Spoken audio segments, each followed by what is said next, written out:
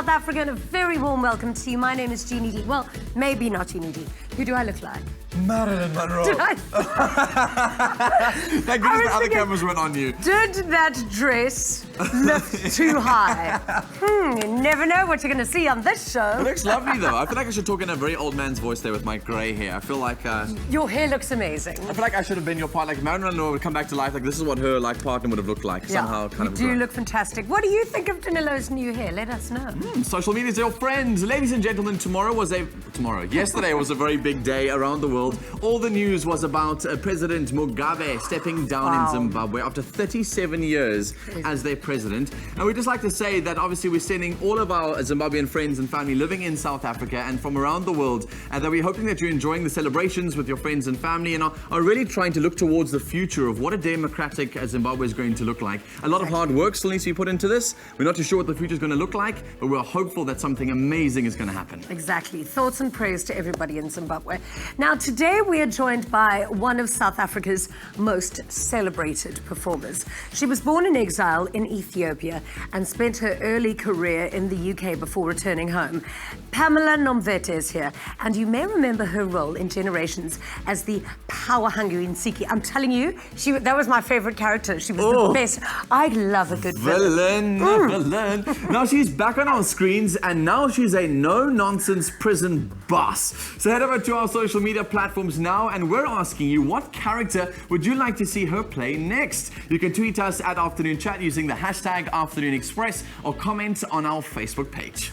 All right, first up though, we are joined by two young musicians who form one of the hottest new duos on the local scene. They started busking on the streets of Cape Town a short few years ago, and after they were discovered, they released their debut album, which earned them multiple Metro Award nominations. They describe their music as Afroacoustic soul and draw inspiration from greats like Ringo, Ntando Bangani, and The Soil. It's soul culture.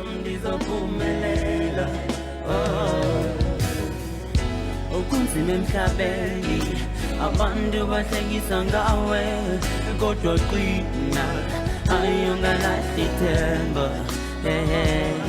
unyamezela izinto zakhona nyamezela konke kolunga kodwa qina ayungalahli ithemba ngelinye ilanga nami ngizoyibona indlela ngelinye ilanga nami ngizophumelela ngelinye ilanga nami ngizoyibona indlela ngelinye ilanga.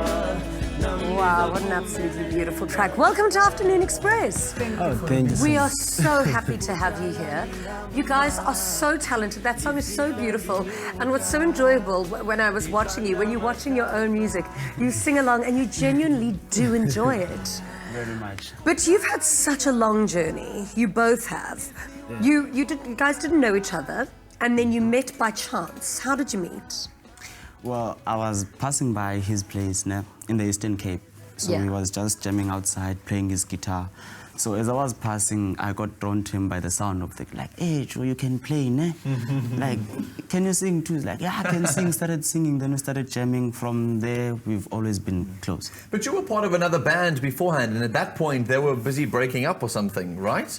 Yeah, it was like that here in Cape Town. Actually, we had to make money out of our music, like bask on the train, on the taxi ranks. So those guys were busy doing that. I was also the part of the group because I also needed money, some stuff like that. No, I ended up joining them, and then we did music, and then they went back to Joburg.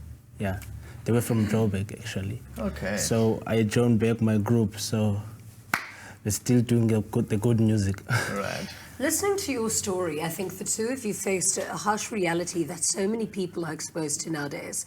And that was you had to leave school in order to busk and make money to support your families. What was life like for you? What was the day-to-day life? Because I mean, I think as a young child, it must be so hard to have to leave school and to go and work for money? Like, that's a big struggle. As we were coming here from the airport, we were passing some of the restaurants we used to basket here. So Yeah. we were like, yo, we used to sing there, and then people used to. So it was like an everyday thing for us that we ended up getting used to, and we love very much. And look where it got us. Totally, it opened a whole bunch of doors. But the question always is the hope while you guys are busking that somebody would discover you, that somehow someone would see your talent and say to you, we want to record with you. But what was your story? Like, how did you end up busking to, all of this fame that you guys have got now and ending up on Afternoon Express and, recording albums and being nominated for awards? Hence the song Ingelinye Langa, the one you just What does played that now. mean? Yeah, it means one day I'll make One it. day. We have always believed that one day we'll make it. We were basking there one day at Taxi Rank, and then some other guy who is our manager now. Yeah. He found us there singing, and then he took us to some producers in Joburg, and then we did some good music with them. Yeah. And so the first song was The produced. first song, yeah. This was actually first song that You ever produced together as a group with obviously with the producer? yeah. Yeah. And now there's 14. Yeah. Amazing. Yeah. What goes into that? But to have that courage of your own conviction, to be able to say, you know what, we're going to do this together, we're going to build this, you have to believe in yourself. Yes. Yeah. Because you genuinely are very good. It could have gone the other way. Yeah. What kept you guys focused, and what was that driving force every day, even when times were difficult? What kept you going and kept you believing that one day it's going to happen? It was always the situation back at home, because we always wanted to change the situation in which we grew up in. Yeah. Yeah, in Khayelitsha here in Cape Town. Yeah. So we always tried to strive, even if like the challenges came, we were like, nah, that's nothing. Aiming forward. So Yeah. I had him, he had me, we were just together pushing each other to, let's keep going. Yeah. And there's so many young kids. I mean, I meet young kids on a daily basis with so much talent and so much love for their craft and their abilities. You guys we've watched on the show today to be an example to young people, to say it might start in the streets, but it can go anywhere. And the dream must never die. Without hope, without dreams, we really can't do much with our lives, because if we don't believe in ourselves in that dream, and I think Jeannie brought up a really good point there. What are your thoughts for the young kids who are living in communities who have really good singing talents? They have the skills, they want to go and busk, but they have that big dream and are just not taking that first step? Was it worth busking? For us now, well, it was, because it really changed our lives a lot. Yeah. May I just say, for anyone who sees themselves like as a big artist, or they should just believe and focus on your work, love it, passion, and be humble. Be humble. Don't forget to pray. Yeah. Yeah. And your families and those at home that you're still looking after must be so proud of the two of you. But on that note, can we just discuss your jackets? They are amazing. They are so well made. They are so hot. The fabric is incredible. Oh, thanks. I've never seen anything like it. Thanks. Where are they from? Yeah, they're from Joburg. We've got a designer there. Her name is Lufiti. Yeah? Yeah, she designed for us all our clothes for summers, for those awards where we go. She designed clothes for us. Well, Everything. she is so Yeah. talented. She's absolutely phenomenal amazing. job, yeah. Glad you got to give her a shout out on the show, because they are so beautiful. I want one. We're very excited to have you guys on the show today, because we want to show other young people in the country that there are so many possibilities that are out there. Keep dreaming, keep hoping, and keep working really hard, and you guys can be a huge success like the guys who have in the loft with us today. So keep striving towards that. I want to see more awards under your belt soon. Exactly. And eventually I want to be on your talk show one day when you guys are like, big name producers overseas. Amen. Well done, Amen. guys. Congratulations. That's one we look forward Now, to. Soul Culture will be treating us to some of their Afroacoustic soul later on in the show. But after the break, we sit down with one of South Africa's most respected entertainers. Award-winning veteran actress and writer Pamela Nomvete is here.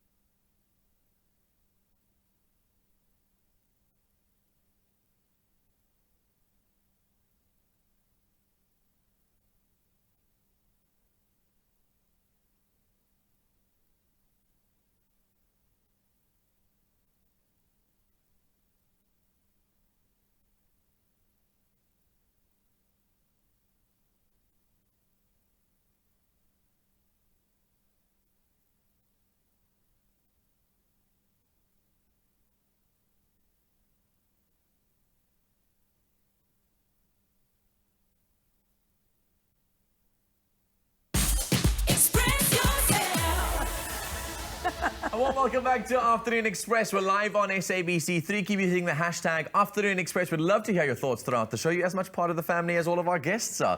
Now, Pamela Nomvete was born in Ethiopia to South African parents who were at the time living in exile.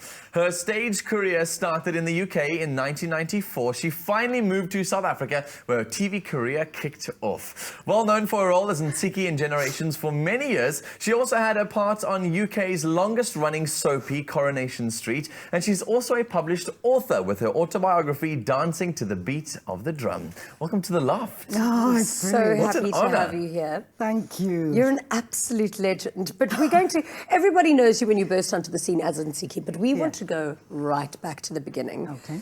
Growing up in Ethiopia, what must that have been like? Idyllic. I had an amazing childhood. And it's obviously in hindsight. As you grow older, you suddenly realize the value that I had. Because my father was an economist. So we were working, he was working in the Economic Commission for Africa, Africa Hall, where African Union was housed. So imagine, I mean, I just had this incredible childhood and having all these people just sweeping in and out of our lives. So many South African influential people. Like, yes, like well, who, for well, there was like Thabo Mbeki. I was just saying the other day to someone, you know, I was interacting with people like Anand, the United Nations, and you're taking it for granted. Yeah, they were just people because that were they were people. Uncle but, Thabo. Yeah, you know? exactly. But it was also such a positive time in terms of Africa, you know, great minds were emerging. And because these were the people my father was working with, and some of them he was mentoring. Did you know about his work? Did you know what he was doing? Did you understand really what he was trying to achieve? That's a good question. There was something, because I think my commitment to Africa is because of his work. You know, so there was stuff filtering through. We knew that we were. Your dad was instrumental in doing the first African travellers checks. That's right. There's an organisation that's still there in Lusaka called COMESA. When my dad created it, it was called Preferential Trade Area, PTA. And one of the things that he achieved was creating the first African travellers checks for Southern African countries. I know, I'm so thank you for allowing me to bring that up. And I remember being at the inception of that. There was a huge conference. But it was quickly shut down. It was like kind of like the... Shut down like you can't believe. Because South Africa was going through so much. Well, exactly. I mean, but, you know, it's the reality of African politics, isn't it? There is it's a fact.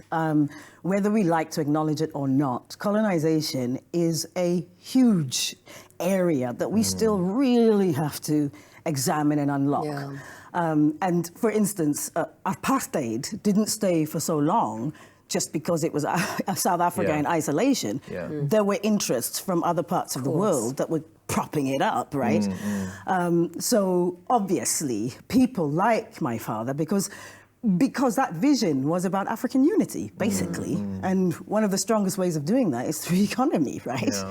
Which means that then there's that thing, well, then we lose control of it if Africa starts being economically independent. Which is why I asked you whether you knew what your father was up to, because he was in exile. He was not welcome to do all this kind of stuff. He was a man that everyone else felt like that was threatening what was going on in the world at that particular stage. And, and I think, you know, it's interesting you said that, because older, I had this woman, she was amazing, who I can only describe as a spiritual psychologist. And she tapped into something.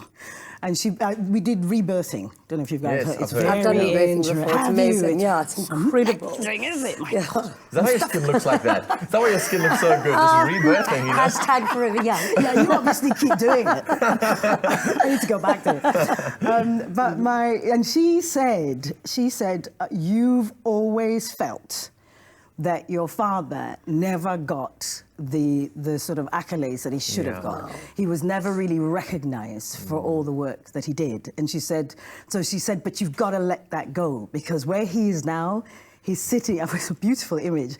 She said he's sitting on this long banquet with all great minds like himself. He's okay with it. He felt that he had completed his job, and he wants you to live your life and you know, achieve your goals. Yeah. And don't worry about him because he's actually really happy.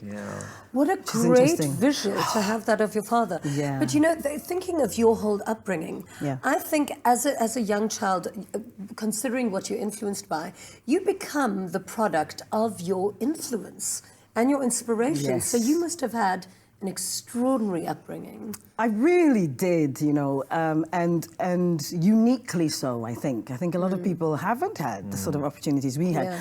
And you know what I really love about my parents, that like late parents now, that I've just grown to love and respect more and more. Because then coming to South Africa, this place, sort of very mystical in our lives, you know, this place that we can never really get to, but our parents are sort of working for it. I realized when I landed, I thought, wow, these people are amazing. Because what they actually did with their exile status is all of this. All my life experience, the fact that they always taught us you are a world citizen, the fact that they taught us there is nowhere in the world that you're not allowed to be. You know, never think that you're a stranger anywhere. The world belongs to you. And that they instilled. But, you know, daily, and of course you only get it later, and I think, gosh. So basically, so in a sense, and I've often used to say this, is that what they taught us is to be free. They just said, you are free. No one gives you freedom. Exactly. You must own it. Yes. But being raised with that sense of confidence as well, I don't think a lot of people get that. No. I know. That's what's so incredible. You see, I don't either. And I do think they were unique in that way. But possibly because of all they'd been through. So they really thought, no, we want our children to grow up believing that they're free. And never feel that they're trapped or, you know, and that there's nowhere they should go. Freedom led to a book, and obviously we want to tackle all that came out in the autobiography. So we'll be back more with Pamela after the break. Plus, we get cooking in the kitchen, and today we're making fudge 4 ways.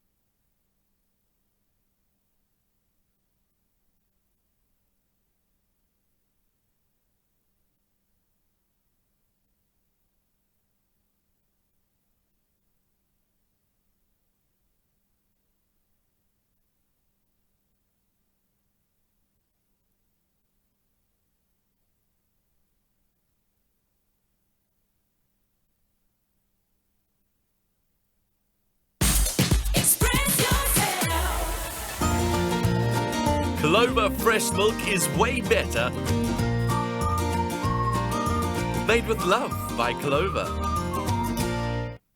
And with that, welcome back to Afternoon Express live on SABC3. Now, earlier on in the week, we showed you how to make delicious microwave fudge using Clover condensed milk as a perfect, quick and easy gift idea for holidays. Now, if you happen to miss this, you can head over to our Facebook page for their recipe, because today we take this fudge to the next level by personalizing these bite-sized treats and doing it in 4 ways. And I have personalized it, and this is actually just to start off, this little packs. Yes, for you. Oh, cute. Because I love your hairstyle. Okay, I love your hairstyle. It's so amazing. Love for the hair, love for the hair. Absolutely. So I didn't fudge it up, but like it looks good. I do like it. You look yes. It's a very mature Dan. Let me tell you about what we've got here today.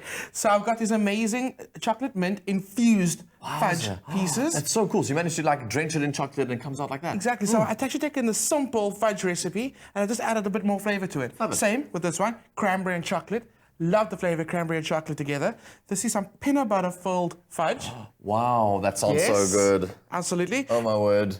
But it is really a simple recipe. It's your condensed milk, it's your sugar, and that goes in with some malted butter, and it all comes together, and it's beautiful fudge. That easy. So I'm actually going to put you to work now. Cool, go for it. What I've done is I've infused some peppermint extract into some malted chocolate. Yummy. It's going to be delicious. You're a wise man. You're a wise man. So, Dan, how good are your piping skills? Never piped in my life. Okay, no, maybe great. twice before, yeah. But you know what? This recipe and this technique is so easy. You don't even need to buy a piping bag. Literally make it out of a piece of baking paper. Cool, you fold it up, you roll it up like that into a cone, and then you staple the tips. And then you try your best not to get chocolate everywhere, and you pour it into your little bag. Okay, so you made your own little DIY piping bag here. What's so great about this is obviously if you're one of those people who, like me, and really struggle at the end of every single year to come up with gifts for people, because there's so many people to buy gifts for, you never really know how to do it. Always personalized things mean so much more than buying a store-bought thing, and it's going to cost you a lot less. So this is a great way to make something personal for people. Hence, I got your little cute little bag there. Cute. So here we go. We just squeeze lightly. I always start away from it. Just to get the momentum going.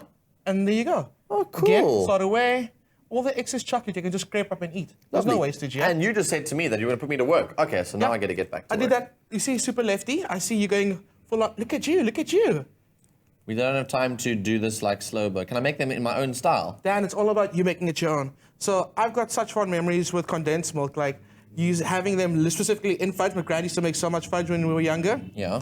And then we used to sell it to other kids. Really? And make money? Absolutely. You little entrepreneur. And as I got older, strong coffee and condensed milk is absolutely my favorite. Guys, mine look really good. They look really good. I'm so impressed. You can sell this for an extra $3 at your store. Well That's done. exactly what I'm doing. I made you money. I won commission from all these deals. And I'm sure that any of my fudge will be a gift to myself, or if I'm going to have to, the willpower to give it to somebody else, because this is just looking so good. We would love to know what your favorite flavor combination was today, or if you have your own unique combination, share it with us on the Afternoon Express Facebook page by simply commenting on the Clover condensed milk post. Now, if you would like the ingredients for today's flavors, you SMS the keyword fudge to 33650 at a cost of R1.50. Remember though, your free SMSs don't apply. Clover fresh milk is way better. Made with love by Clover. So from sweet fudge to our very sweet guest that laughed with us today. We've been having a really cool conversation early on about your early life. Yeah. And now it's time for us to move on to the big moment of releasing the book and all the stories that came out of that. So you were living in London and then you decided to come to South Africa to vote. Yeah. But you weren't planning on staying. What happened? No, there was a lot of things going on in my career in the UK. Yeah. I mean, a lot of people were like, what is your problem? Because in many ways it was sort of successful, being a black actress. And in the 80s and 90s in London, black actresses, there was no market. And black African actresses. Yeah. So the fact that I was sort of now, entering the establishment at the National Theatre, my peers were like, what is your issue? But there was a lot of angst around it, and you were always feeling that, but why is it always a fight? Yeah. I just kind of want to be an actress. Yes. But you know what was amazing? When I spoke to my sister and she said, well, why don't you go to South Africa? Because it's time to vote. Then you can witness mum and dad. You know, I thought, what a brilliant idea. And she said, and maybe check There's something out there. in terms of acting. You know, just so that you can get over your anger. So I thought, maybe she's right. And at that time, I was at the National, and I went to see Richard Eyre, who at that time was the artistic director. And I said to him, you know, Richard, I've just come to see you because I'm thinking of going to South Africa and I may stay on depending on your answer. So he said, well, what's your question? So I said, well, I mean, is it that you don't think I can act but you've called me back several times and it's great, but I seem to be getting the same kinds of roles and my peers are moving on. You know, they're getting leads and they're getting good. So what is it because you think I can't do it? And he said, oh, no, darling. And at that time I was young. So he said, no, I mean, I see that you could play Juliet. Hands down. Oh, obviously. But you've got to understand. Here it comes. That people like you know. That's right. That's Well, he was straight. Oh. He said, you're black.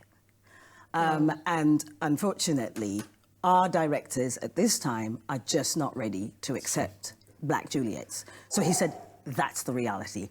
It could change a year from now. So I could say to Pam, you know, don't worry about it, just stay on. He said, but it could take 10 years, or it could happen tomorrow.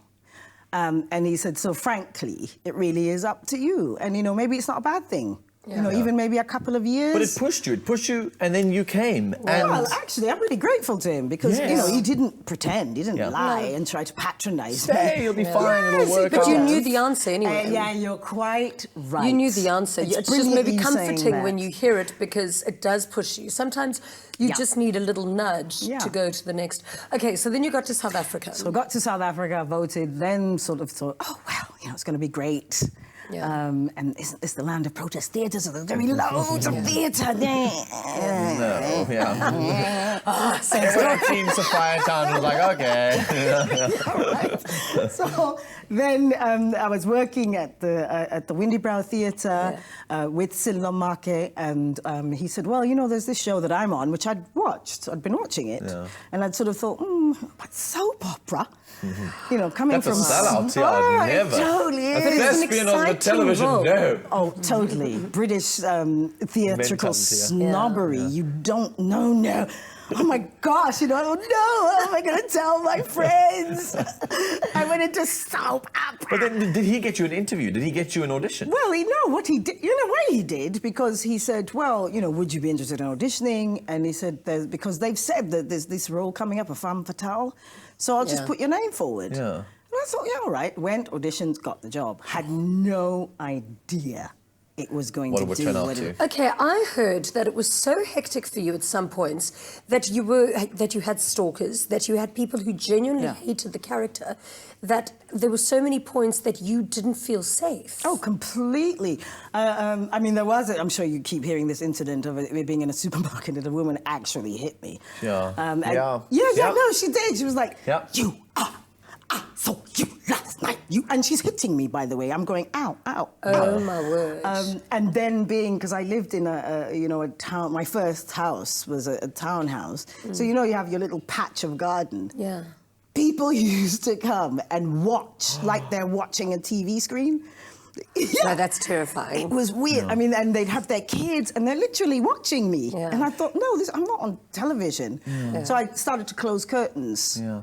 But then, so talk about closing curtains. I mean, wasn't the part of also the reason why you left was also because of all of this? There was so much stuff happening at the time that was it worth it any longer? Was it worth it to go through all of that personal struggle, even though it was just your character on a soapie? It was a nightmare because I wasn't prepared. And then, you know, we talked about my amazing childhood, etc. And you guys were saying, well, you know, to be brought up with all that self-confidence, that was eroded. And it was really important. That's why I also talked about it in the book, because I was trying to say, you know what? And it doesn't matter. I mean, you might have the best upbringing in the world. You may not come from a dysfunctional home, but life happens. And if somewhere you're not quite connecting with yourself, you could get knocked off. And that's what happened to me. And I'm still trying to analyze, where did that self-esteem go? Where did that happen? Yeah. But I think self-esteem is quite, low self-esteem is insidious. It's like an illness, isn't it? And it just creeps in. So, to be honest, it was that. It wasn't really necessarily because I was getting all this attention. It was because I was getting all this attention when I was feeling lonely and empty.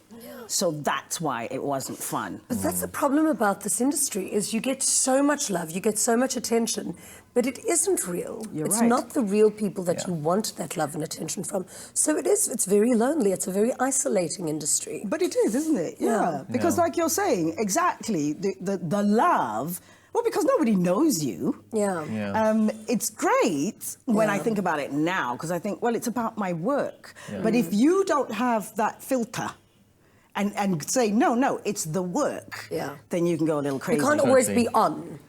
And what I love about this is that she's sharing all these stories, and there's so many more in this book. I mean, you shared so much personal stuff in there, so I wish we could get through it all, but I think people must just read the book. Just read the book. We're going to be chatting about the book a little bit later, but we still haven't even scratched the surface of the amazing achievements of this incredible woman. We're so lucky to have you here. Now, luckily, she isn't going anywhere. More on her after the break.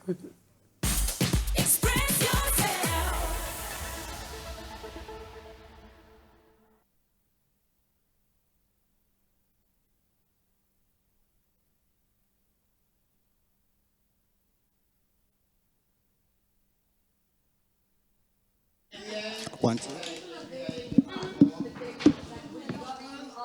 1, 2, 1, 2, 1, 2. 1, 2, 1, 2, 1, 2. Na na na na na na. 1, 2, 1, 2, 1, 2. 1, 2, 1, 2. Yeah. Stand this side.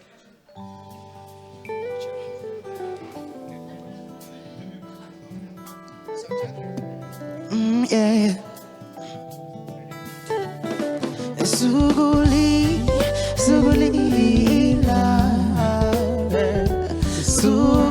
la, stono senkizo yame. Yeah. Suguli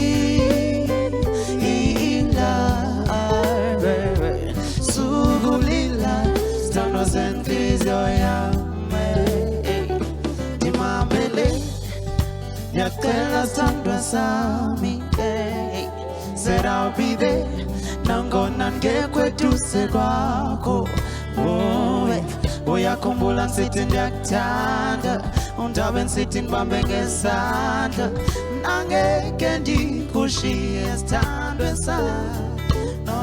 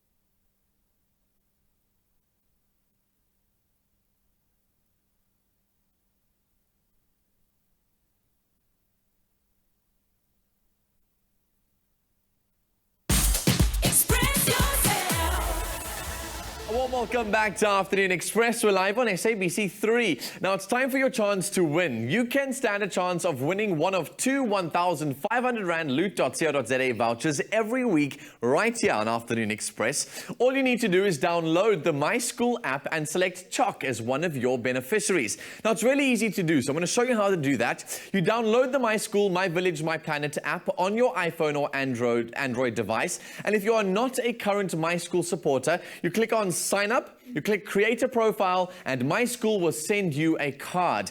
Now, if you've already got a My School card, all you do is you type in your card number and your password, as well as your ID or passport number, and the system will automatically pick it up. You then click on the first link that says make every swipe count. Then that obviously makes sure that your card is there, and then you can see it on the system. Then you go to the second link which says choose who you want to help, and then you add Choc as your beneficiary, and it's literally as easy as that. To win, you can SMS the keyword My School and your My School card number to 33650. Remember, those SMSs are charged at R1.50 and your free SMSs do not apply. Remember, you can only qualify to win if your My School card is linked to the beneficiary Choc, the Childhood Cancer Foundation. Make every swipe count. T's and C's are available on afternoonexpress.co.za. My School, My Village, My Planet allows you to raise funds for what matters most to you. Afternoon Express, together with My School, want to help Choc raise 1.5 million rand for their new Pretoria home. You can get involved by signing up for a free My School card and selecting Choc as one of your beneficiaries. Tune in to Afternoon Express as we give away weekly loot.co.za vouchers to those helping us make a difference. Together we can make every swipe count. And of course, we're back on the couch with the absolutely legendary Pamela Nomvete. So what was the catalyst for you starting your book? Like starting the writing process? Yeah, because I'd never written a book in my life. I mean, why would you write a book? By then I was back in London and I was in my flat. And I kept, on social media, I'd read things like, where is she? What's happened to her? And then I thought, actually, I think people should know because my experience is not unique in that a lot of South Africa, I guess it proved that I'm South African. Yeah. A lot of South African artists went down my road, financially suddenly crashing, being homeless, dying in paupers' graves. So I thought, you would never, sorry, but I know, you lived in your car for 2 weeks. Yeah. Looking at you, you were such a lady. Aww. I can't even imagine that happening. That's why it's such an important story to share. Absolutely. You read of people's experiences, isn't it? Yeah. Who end up on the streets. Yeah. And they tend to be people that were educated, might have had good jobs, had good families. I met an IT specialist the other day who lives and he's homeless now because of his circumstances. Yeah, and I think it's good for people to know this, that things can happen like that. And I remember the moment when I sat there and I thought, I'm going to have to live in my car. It was just like, what? But reliving those stories and reliving all those moments in this book is an incredibly traumatic thing to go through, I'd imagine, to kind of rehashing what was going on. So I'm dying to know about the name of the book. Dancing to the Beat of the Drum. Explain that. It has lots of meanings in a way, but I'd say the basis of it is spiritual. Because during this very colourful life of mine, I came across Credo Mutua, who basically said, you've got the calling. You are actually a Sangoma, it's in your family history, and you must wear the red and white cloth and dance to the beat of the drum. And then at the point that I was deciding to write the book, I just started Buddhism. And we chant, and it's quite rhythmic, because it's like Nam Myo Ho Renge Kyo Nam Myo. And I thought, this is like dancing. And we talk about that we basically emerge from the earth dancing. So I thought, these are the two elements of my essence that I can put in the title. And that's why it's Dancing to the Beat of the Drum. And also, I guess, at the time, I hadn't even completely climbed out of my experience, as in my feelings about it, It's a vulnerable book. Very vulnerable. Yes, it really was. And I guess a book of hope. I was sort of thinking, I want to give hope and I want to get hope from writing it. And also a bit scary because, as I say, I'm not a writer. I mean, a book. But it must be quite cathartic, though. Like when you're penning emotions and memories, it must be so cathartic. Because if I had to write a book, there's so much to put in, like to find a system and an order of putting it all together. Well, exactly. And I mean, I did have help because there was a person who I sent the manuscript to, and he was so encouraging because he said, actually, you can write. But why don't in fact, he suggested, he said, maybe you should put a bit more about your beginnings to give it some kind of context, which was great. Best thing he did. That was cathartic. Yeah. Because then I was going, but this is where you come from. Yes. Yeah. So it's gonna be okay. You know what I mean? And that was the journey in that. But it was scary. There's freedom in that vulnerability. And I think I just want to say that I'm really proud of you, and I think you're incredibly brave for also opening up things about your personal life, your marriage. And that is really hard stuff to go through because there's another person involved, there's different perspectives. I don't know what's the truth and what's not the truth. Exactly. Was that a difficult thing to write about? It was, because then I had to think, how do I not damage him in the process? Or can I damage him? Yeah, maybe deep down. That's what was actually going on. A little. But I guess the thing about it was, and this was my desire, that what I was trying to express is me exploring myself to say, why did I make these choices? And all of us who become victims, why are you a victim? You've got to ask yourself the question. You've got to delve into your life and say, well, where did it happen? And that's basically what I was doing with the book, because I thought there's going to be many people. And the thing is, I'd come across many people. And I mean, from all walks of life, from all ethnic groups, from all genders. And it is these days genders.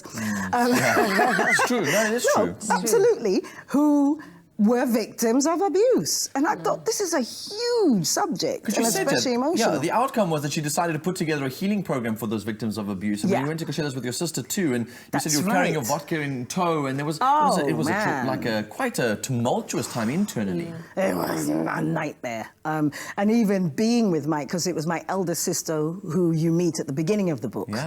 Who was the one that was sort of left in South Africa for 5 years. So she had her demons that she was working through. I am so glad she was with me, because in many ways, she was my wake-up call when my ex-husband just smashed her against a wall, and I was like... what? Yeah, that's how it happened. I mean, he literally threw her against the wall. And I remember it was surreal, because I was looking, I heard it because I was in another part of where we were, and I heard her scream, and my thought was, please don't tell me he hit her. Came round, my sister's lying on the floor, and all I could see was my whole family. Do you know what I mean? You then become it's the like lioness. My whole family just, and I thought, you've done this to my parents. But I think and guess what? Then I realized this is going to be me. But perhaps if it had been me, maybe I would not be sitting here having written a book. Can I tell you something? That this is so brave, and it's such a beautiful piece of writing. And thank you for putting this together. And I recommend everybody read this. There's so many more stories in there. Some really, really hard things you went through. And I always say that God gives his strongest warriors the hardest lessons to go through. And you fought through all of those. You are an absolute beacon of hope for a lot of young women. Such a privilege to sit here with you. Thank you so much. Thank you so much. We've still got the guys from Soul Culture here in the loft. And after the break, they treat us to a live Afro-acoustic soul performance. You don't want to miss this. Express yourself.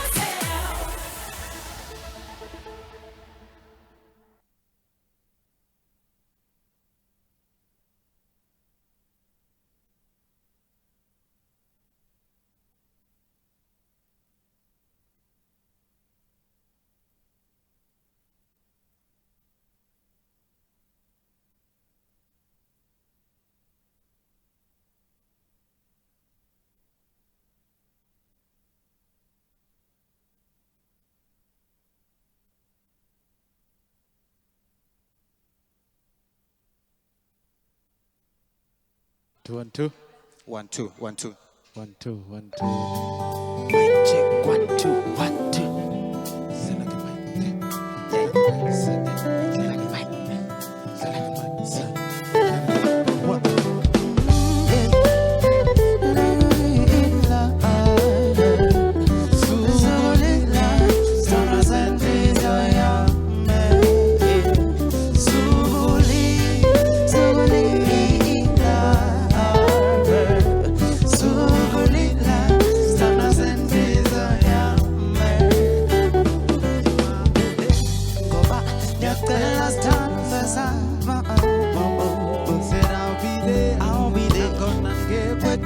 kwako.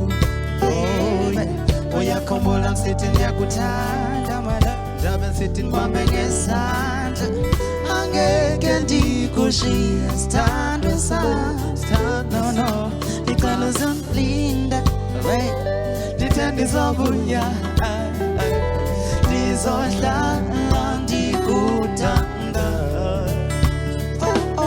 evermore.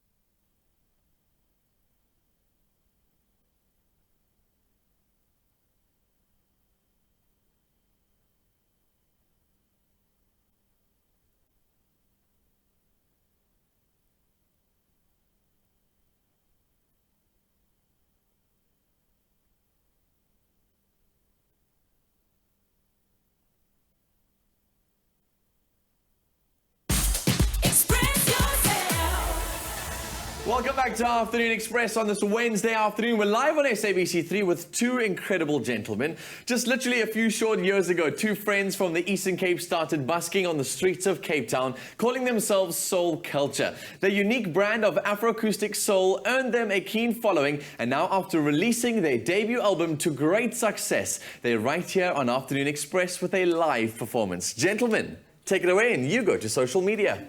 Yeah.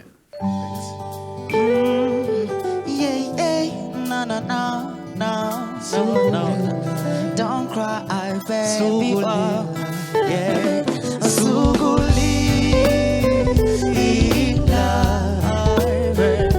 Sugulila, stana sentis yo yame.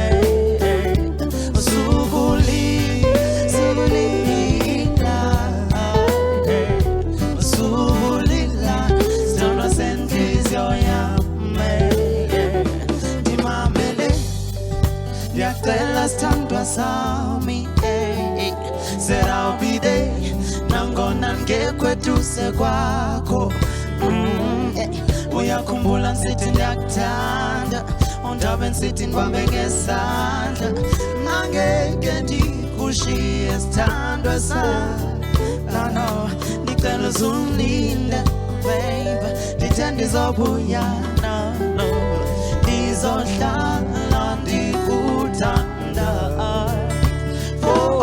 evermore please babe ndithe ndizobuya no uzohlala usenhlizweni yawe evermore bakekho omunye sithandwa sami kuwena wedwa intombi yami umama wabantwana sulinyembezi sukukhala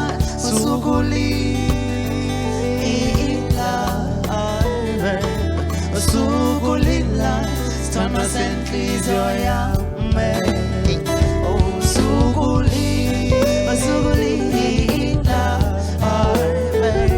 Sugulila, stana senhliziyo yami.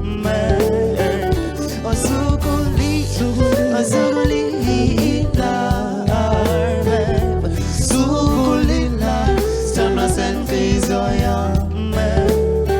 Soluti mambele, diakela standa sami. Said I'll be there. Nangona ngekweduze kwako.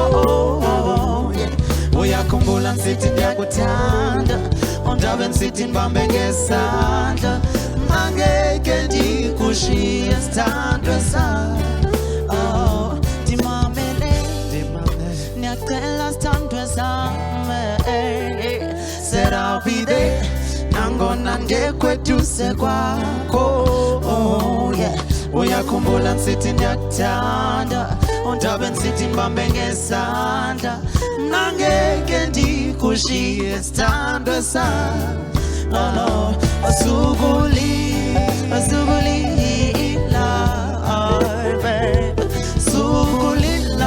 sithandwa senhliziyo yami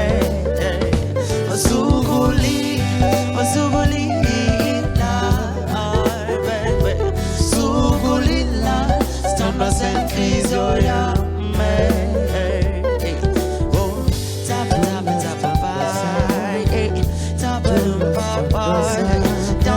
cry, don't you cry, baby. Don't you cry, don't you cry.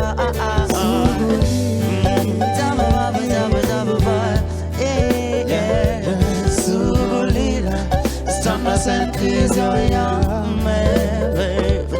Sugulila, Sugulila, stana senkizo yame, Sugulila, don't you cry. Sugulila, stana senkizo yame.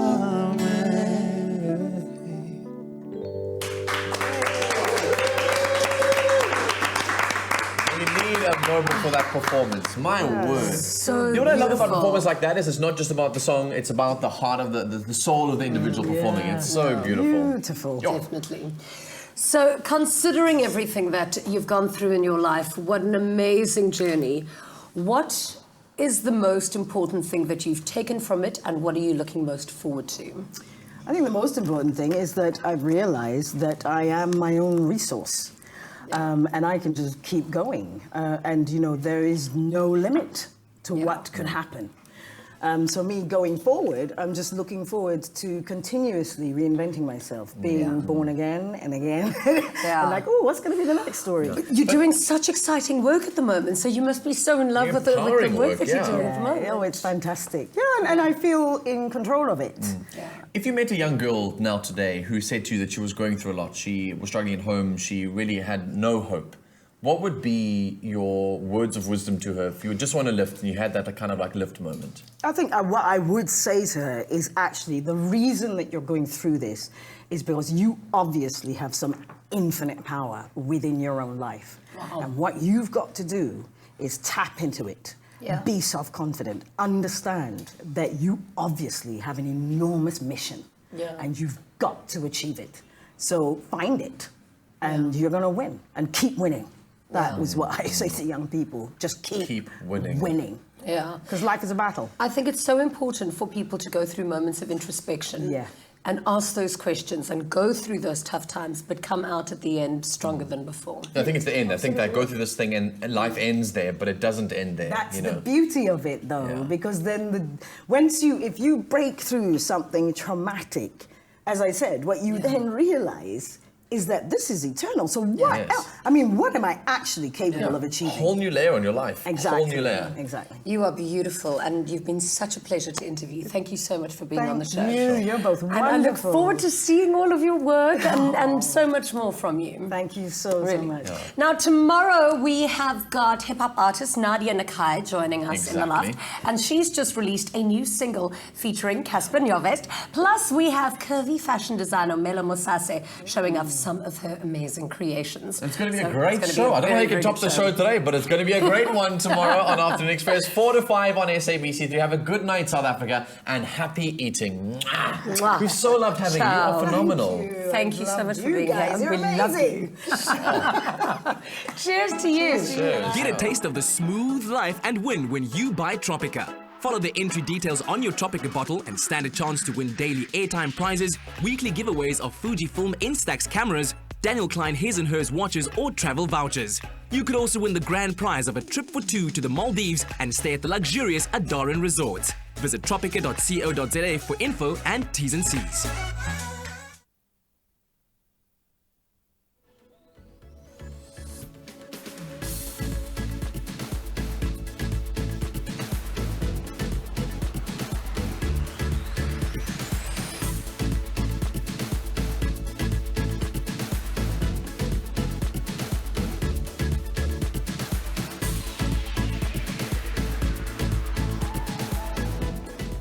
Afternoon Express, made with love by Clover. Another feel-good production.